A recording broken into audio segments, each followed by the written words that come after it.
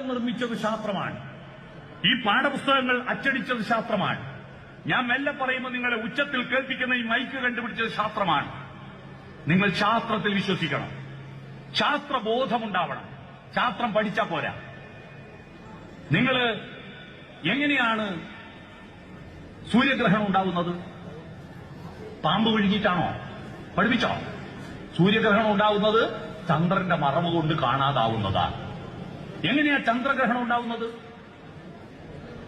ചന്ദ്രഗ്രഹണം എങ്ങനെയാ ഉണ്ടാവുന്നത്? ഭൂമിയുടെ മേലിൽ ചന്ദ്രനിൽ പതിയുന്നതാണ്. അല്ലേ?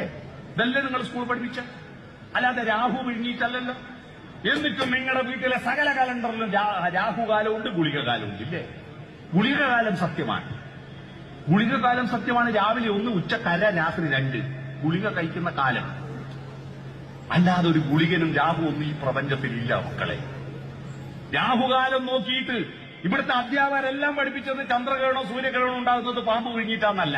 എന്നിട്ട് ഇവിടുത്തെ മാഷന്മാരുടെ മക്കളുടെ കല്യാണത്തിന് രാഹുകാലം നോക്കാതെ വിവാഹം കഴിച്ച ആള് വളരെ അപൂർവമായിരിക്കും. ഇതാ പറയുന്നത് നമ്മള് നന്നാവില്ല. ദൈവത്തിൽ വിശ്വസിച്ചോ? അന്ധവിശ്വാസികളാവല്ല. ശാസ്ത്രബോധം വേണം, സാമൂഹ്യബോധം വേണം, പ്രകൃതി സ്നേഹം വേണം.